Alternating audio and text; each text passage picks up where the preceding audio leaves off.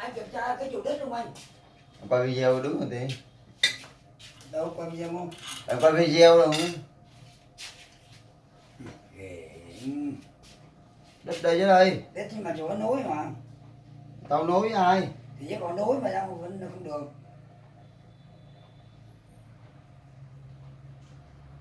Không được cái nói. Em kiểm tra không được. Chứ mà mà cái này đi xuống quán mua không trả cái này mua.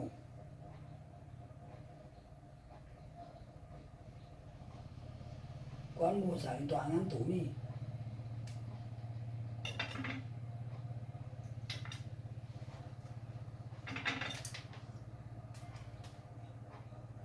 Quay video đăng ký thôi.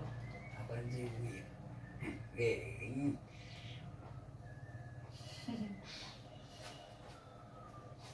Quay ra bán một chút. 5.000 một cái. Cái gì mà 5.000? À bán cho Tây Nam á. Đại.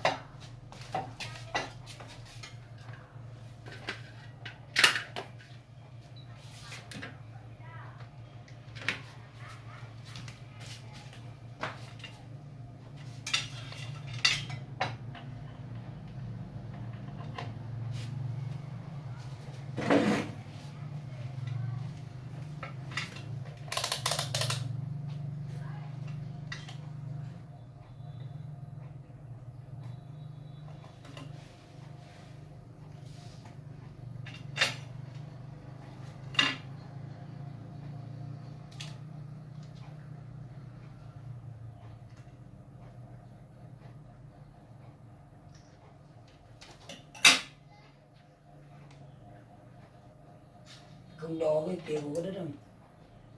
Cái đồ mắt vào. Chứ đỡ mai nó đứt thằng kia ra.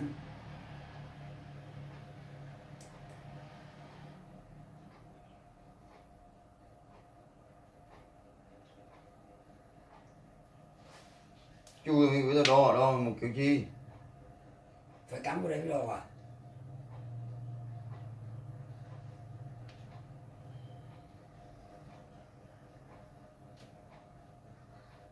Lấy điện thoại thử có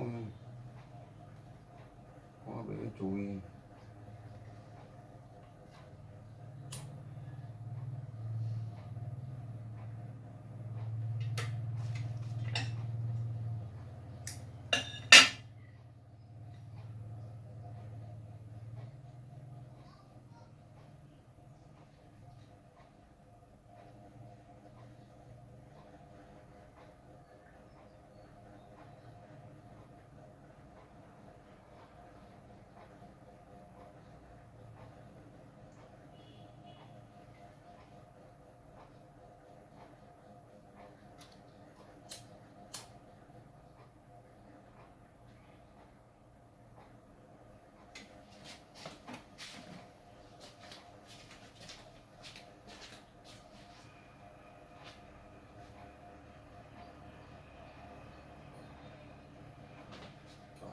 Cây này.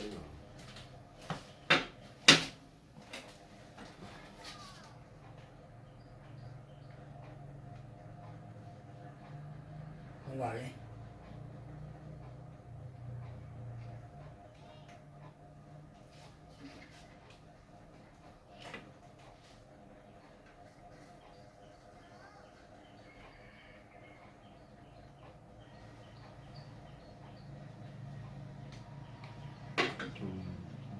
Bị hư chưa?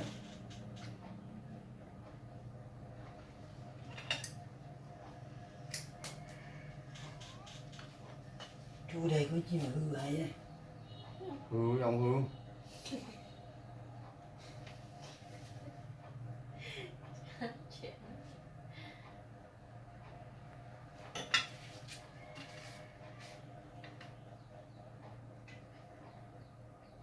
Chui chui nào. Không biết chui. Ở ngoài thêm bớ cái chân này này.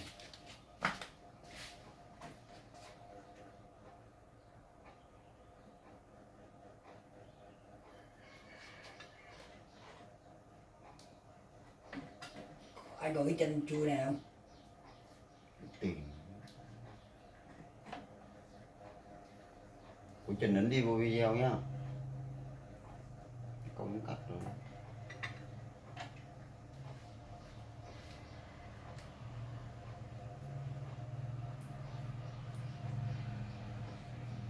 Quay với người nó về nó cắt ghép lại. Nguyên đấy chứ. Nguyên dạ chứ nguyên gì? Thì nó cắt ghép như Còn video dài.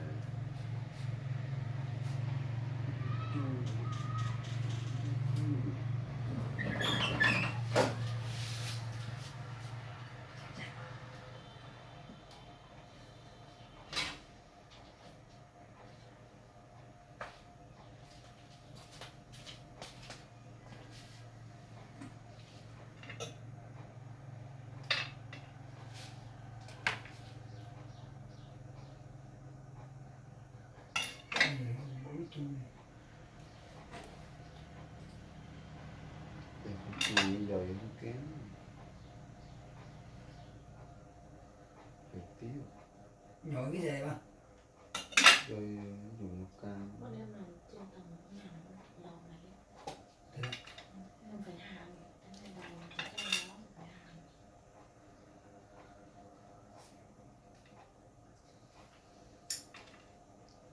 Nhưng giờ xuống dưới tầng này làm củ sạc. Làm củ sạc. Củ sạc của em đấy. Đấy. Cái mua trôn cái mua. Đĩa mình mua đáng bao nhiêu tiền? Mấy tiếng được không?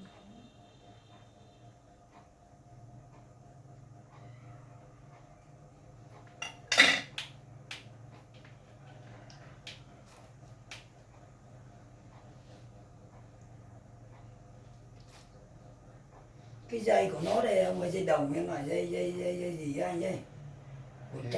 Màu trắng mà. Thép nó không chuyển điện tốt bằng đồng này.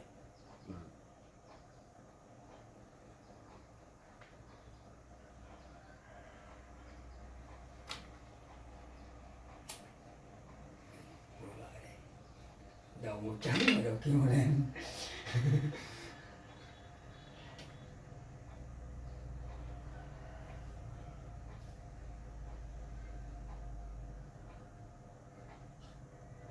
Có tí nào nó 190.000.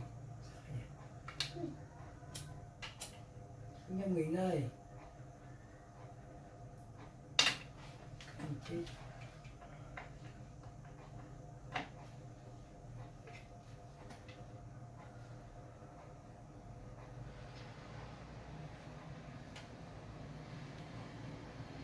Kìa.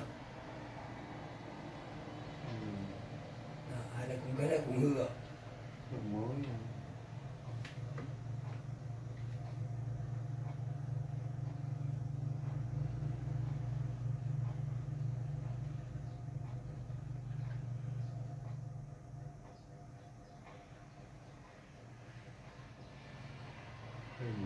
Hư vậy? Này giấy. Anh tôi bỏ đây coi. Màu cam cũng được không? Màu cam đi chứ.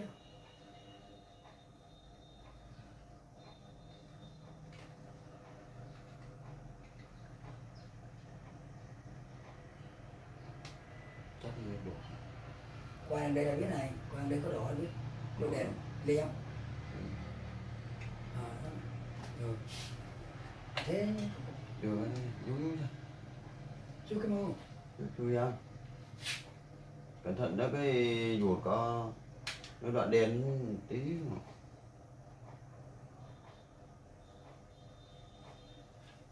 Nhỏ. Mai mà hung cục đây cũng chi được này.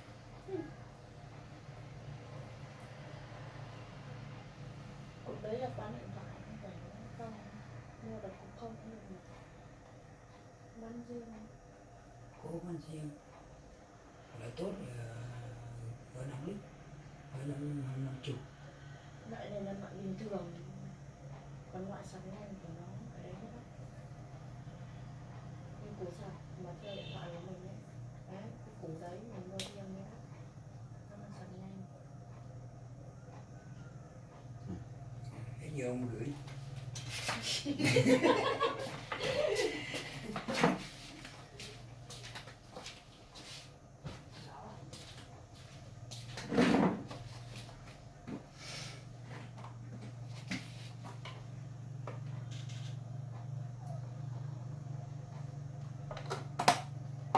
Tình bao năm